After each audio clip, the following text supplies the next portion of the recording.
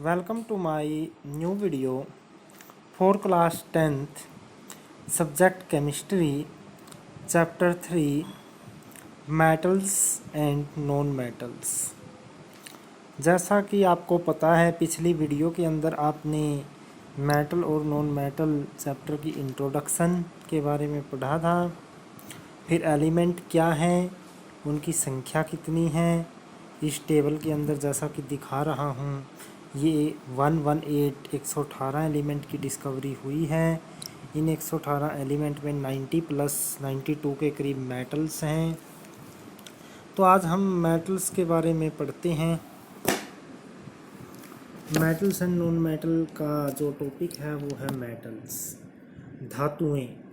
जैसा हम daily life के अंदर बहुत सारी मेटल को यूज़ करते हैं, जैसे कॉपर, आयरन, जिंक।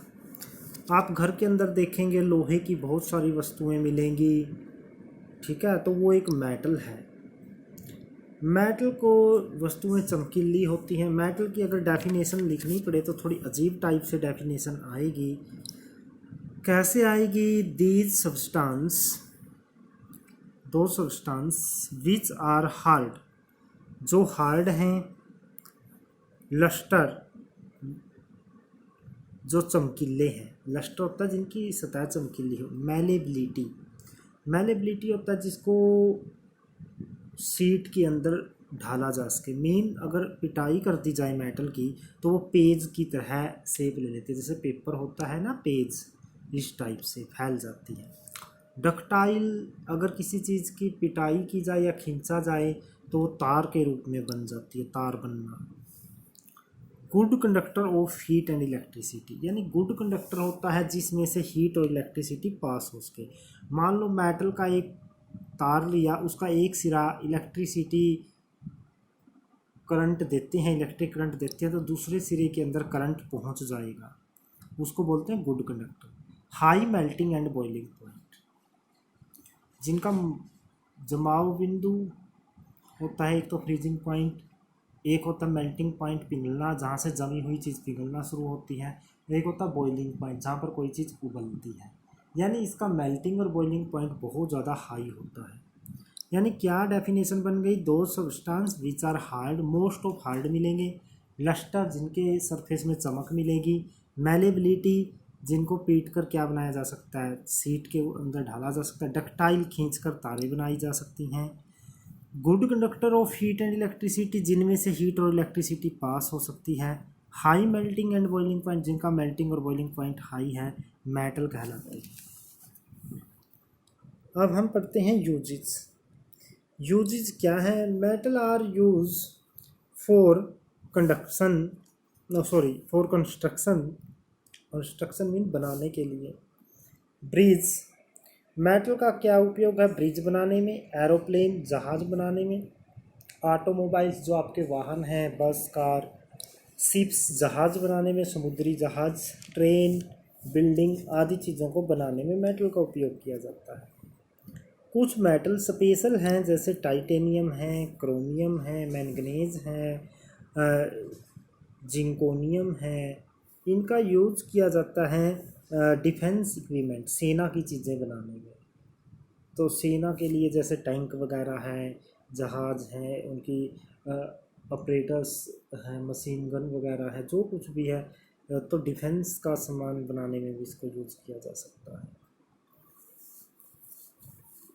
अब हम पढ़ते हैं फिजिकल प्रॉपर्टी के बारे में। उससे पहले हम जानते हैं मेटल्स, एटम ऑफ मेटल। मान लो एटम्स हैं, ये सी यू, बहुत सारे एटम्स हैं। ये आपस में कैसे जुड़े होते हैं? Are bounded by metallic bond, यानी ये एटम आपस में मेटालिक बॉन्ड से जुड़ते हैं, एक स्पेशल बॉन्ड से जुड़ते हैं, तब ये एक मेटल की सीट बनाते हैं। यानी मेटल की सीट को अगर देखा जाए तो उसके अंदर बहुत सारे एटम मेटालिक बॉन्ड से जुड़े होंगे। तो क्या एक एटम की संरचना देखते हैं। एक एटम के अंदर बीच में न्यूक्लियस होती है। मान लो ये एम नाम की मेटल है, ये इसकी न्यूक्लियस है, फर्स्ट चक्कर। फिर इसके चारों तरफ जो ये रेड कलर में फर्स्ट चक्कर है, फिर ये सेकंड है, इनको सेल बोलते हैं। क्या बोलते हैं इनको? Shell. Electron present in valence shell, जो लास्ट चक्कर होता है ना, न्यूक्लियस के चारों ओर जो चक्कर बने होते हैं इलेक्ट्रॉन के, लास्ट चक्कर को बोलते हैं वैलेंस सेल। और वैलेंस सेल में जो इलेक्ट्रॉन होते हैं उनको बोलते हैं वैलेंस इलेक्ट्रॉन। ये 9th क्लास में आ चुकी है चीज़। जो वैलेंस इलेक्ट्रॉन को अगर निकाल दिया जाए तो बचा हुआ पार्ट क्या रह जाएगा, positive. Remaining portion is positively charge named as kernel. जो वैलेंस इलेक्ट्रॉन है उनको तो, जो वैलेंस सेल में इलेक्ट्रॉन है उनको तो बोलते हैं वैलेंस इलेक्ट्रॉन। वैलेंस इलेक्ट्रॉन को निकालने के बाद जो बाकी सारी चीज़ पॉजिटिव बच जाएगी उसको बोलते हैं कर्नल्स। अब आगे है hardness.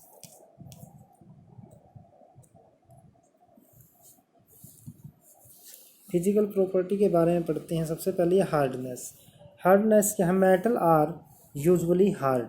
Metal, most of metal हैं जो, उनका सरफेस बहुत ज़्यादा हार्ड होता है। जैसे लोहे की कोई भी ऑब्जेक्ट लोगे तो लोहे की ऑब्जेक्ट का सरफेस बहुत ज़्यादा हार्ड होगा।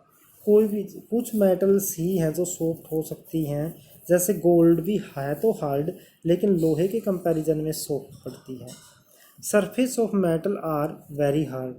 जो जितने भी मेटल हैं उनके सरफेस मोस्ट ऑफ के हार्ड होते हैं। लेकिन एक्सेप्शनल केस हैं। एक्सेप्शनल केस बोलते हैं अपोजिट। अपोजिट केस के अंदर आएगा सोडियम, पोटासियम, लिथियम। ये सभी सॉफ्ट मेटल हैं।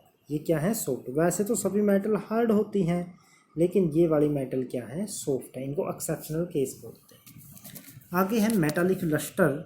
लस्टर बोलते हैं चमक, मेटल की चमक, ब्राइटनेस कह सकते हैं आप, शाइनिंग सरफेस कह सकते हैं।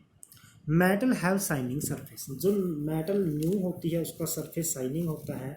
लेकिन जैसे जैसे मेटल को हम इन्वायरमेंट के अंदर खुला छोड़ देते हैं तो वो इन्वायरमेंट की गैसेज से रिएक्शन करके उनके ऊपर एक लेयर आ जाती है। But old metal lose shining due to reaction with environmental gases. Environmental gases से रिएक्शन करके इनके अंदर क्या आ जाती है? डलनेस आ जाती है। जैसे sodium, potassium do not have lustre. Sodium, potassium जैसी मेटल के अंदर लस्टर नहीं होती। ये एक्सेप्शनल केस है। सोडियम और पोटासियम को छोड़कर सभी मेटल क्या होती हैं? चमकीली सतह वाली। अब है डक्टिलिटी। डक्टिलिटी क्या होता है? अगर किसी मेटल की पिटाई की जाए तो उससे वायर खींचा जाए तो वो क्या बन सकती है? तार। यानी ability of metal to be drawn into wire. किसी मेटल का वायर के अंदर खींचा जाना, ये मेटल की एबिलिटी होती है। एक्सेप्शन केस आएंगे इसके अंदर, सोडियम, पोटासियम वही चले हुए हैं मोस्ट ऑफ केसेस में। Gold is most ductile metal. Gold सबसे ज़्यादा डक्टाइल मेटल है। 1 ग्राम गोल्ड से अप्रोक्सीमेट 2 किलोमीटर लंबी तार बन सकती है। अब हिसाब लगाएं कि आप कितनी डक्टाइल है ये मेटल कि 2 किलोमीटर लंबी तार बन सकती है। मेलेबिलिटी। मेलेबिलिटी होती है the property of metals. Metal की property to be beaten into thin sheet. Thin sheet के अंदर, यानी अगर इसकी पिटाई की जाए तो ये कागज़ जैसी शेप ले लेती हैं। इसको बोलते हैं मेटाबिलिटी। मेटाबिलिटी क्या होगी? The property of metals to be beaten into thin sheet. पतली पतली शीट बनाना। अगर इनकी पिटाई की जाए मेटल की हथौड़े से गर्म करके तो फिर क्या होगा? ये शीट ले लेती है। लेकिन इसका एक्सेप्शनल केस है वही अपवाद। सोडियम और पोटासियम ऐसी मेटल हैं जो मेलेबल नहीं हैं। Electrical conductivity. इलेक्ट्रिकल कंडक्टिविटी होता है बिजली का पास हो जाना, सुचालकता। यानी कि प्रॉपर्टीज ऑफ सब्सटेंस या metal to allow the passage of electricity through them. अपने में से बिजली को गुजरने देना इलेक्ट्रिकल कंडक्टिविटी कहलाता है। The properties of substance to allow the pass of electricity through them. Silver is the best conductor of electricity. Silver best conductor है। एक्सेप्शनल केस आएगा mercury. Mercury is the poor conductor of electricity. Mercury में से बिजली पास नहीं होती। Mercury मतलब पारा जो थर्मामीटर में भरा जाता है, उसके अंदर कोई बिजली पास नहीं होती। अब बात आती है activity to test the electrical conductivity. Electrical conductivity को टेस्ट करने का एक्टिविटी, तो हम क्या लेंगे? एक बैटरी लेंगे। इस बैटरी से एक बल्ब को जोड़ेंगे, बल्ब से स्विच को जोड़ेंगे, और स्विच जो ये वायर हैं इनको 2 क्लिप से जोड़ लेंगे। अब मान लो किसी ऑब्जेक्ट की कंडक्टिविटी चेक करनी है तो हम उस ऑब्जेक्ट के इन क्लिप को टच करवाएंगे। क्लिप को टच करवा के मान लो ये कोई ऑब्जेक्ट है, इसको ऐसे क्लिप से टच कर लिया। अब स्विच को ऑन करेंगे। अगर स्विच ऑन करते ही बल्ब ग्लो कर गया तो यहाँ से यहाँ इलेक्ट्रिसिटी पास हो गई है, यानी उस ऑब्जेक्ट ने अपने में से इलेक्ट्रिसिटी को गुजरने दिया है।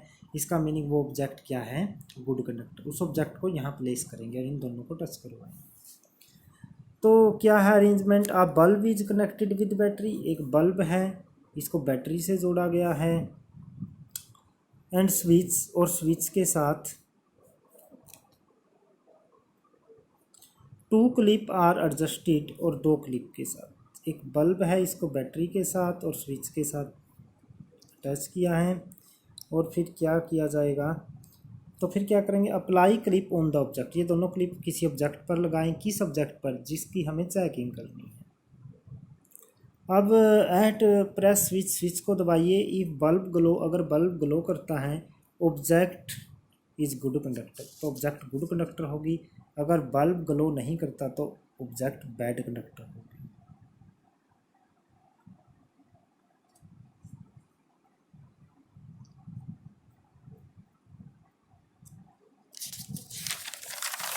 तो